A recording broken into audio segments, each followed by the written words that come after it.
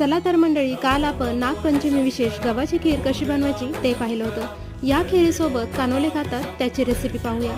त्यासाठी 1 कप गव्हाचं पीठ, चवीनुसार मीठ, पळीभर तेल, थोडं थोडं पाणी घालून चपातीला मळतो त्यापेक्षा थोडंसं घट्टसर पीठ मळून घ्यायचं आहे। 10 मिनिट झाकून ठेवायचं। 10 मिनिटांनंतर पीठ छान मुरलं आहे।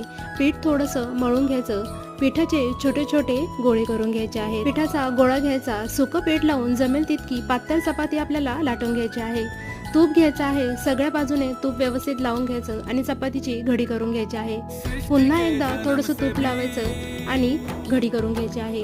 सगळे कानोले आपण याच पद्धतीने तयार करून घेतले आहेत। स्टीमरच्या प्लेटला तेल लावून घ्यायचं, सगळे कानोले त्यामध्ये घालायचे आहेत। पाणी मी आधीच गरम करायला ठेवलं होतं, त्यावर ही स्टीमरची प्लेट ठेवायची आणि मध्यम आचेवर 15 मिनिट हे वाफवून घ्यायचे आहेत। ते आपले मऊसूत गव्हाच्या पिठाचे कानोले तयार आहेत। गरमागरम गव्हाच्या खीरीसोबत सर्व करायचे।